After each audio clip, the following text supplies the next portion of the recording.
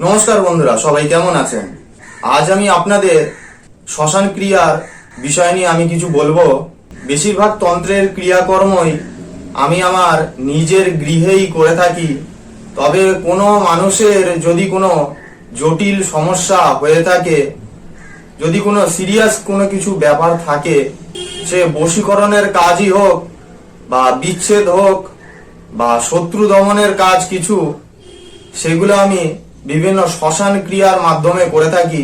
যে ক্রিয়াগুলো আমি শ্মশানে গিয়ে করে থাকি সেগুলো কিন্তু ওই 10 জন 20 জনের কাজ একই সঙ্গে আমি কিন্তু এরকম ভাবে কাজ করি না। এবং যেসব শ্মশানে লোকজনের ভিড় অতিরিক্ত, সেরকম শ্মশানে গিয়ে আমি ক্রিয়াকর্ম বা সাধনা আমি সাধারণত করতে চাই না। কারণ এতে ক্রিয়াকর্মতে ব্যাঘাত ঘটে যাওয়ার অনেক কিছু ব্যাপার থাকে।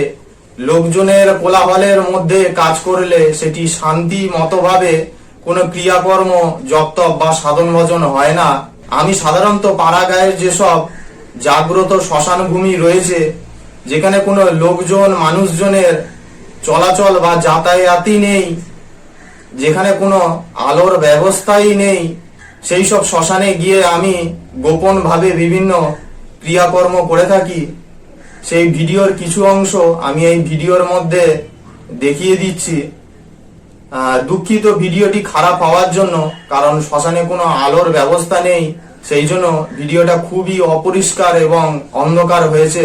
আর যারা পাড়া গায়ের শ্মশানে গিয়ে বসে জপ তপ সাধন ভজন করেন বা ক্রিয়াকর্ম করেন, তারা জানেন যে এমন শ্মশানে বসে সাধন ভজন বা ক্রিয়াকর্ম করতে গেলে কিন্তু কোনো কাপুরুষের দ্বারায় এরকম ক্রিয়াকর্ম করা সম্ভব নয়।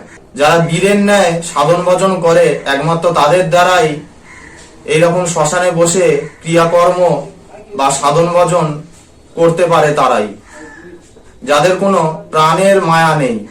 আর নির্জন নিরিবিলি যেসব শ্মশান, যেখানে কোনো মানুষের যাতায়াতই নেই, কেবল সাপ শিয়াল এবং অপশক্তির উৎপাত, তাই এরকম শ্মশানে বসে গিয়ে ক্রিয়াকর্ম করা বা সাধন ভজন করা কিন্তু চারটিখানি বিষয় নয়। আমাদের এই তন্ত্রপথে খুব কম মানুষই রয়েছে যারা এমন ভাবে সাধন ভজন বা মানুষের ক্রিয়াকর্ম গোপন ভাবে করে থাকে। যদি কেউ এই শ্মশান ক্রিয়ার মাধ্যমে বশীকরণ বিচ্ছেদ শত্রু দমনের ক্রিয়াকর্ম করাতে চাইছেন, যোগাযোগ করতে পারেন। আর যাদের আমি শ্মশান ক্রিয়ার মাধ্যমে তন্ত্রের ক্রিয়াকর্ম করি, যে ক্রিয়াকর্মগুলো আপনাদের দেখাচ্ছি, যে ক্রিয়াকর্মগুলো আপনাদের যৎসামান্য ভিডিওতে তুলে ধরেছি, এগুলো কিন্তু কোনো পুজো পাঠ হোমযজ্ঞ নয়। এগুলো গুরু পরম্পরায় পাওয়া শ্মশানে চিতার ওপর ক্রিয়াকর্ম করা হচ্ছে।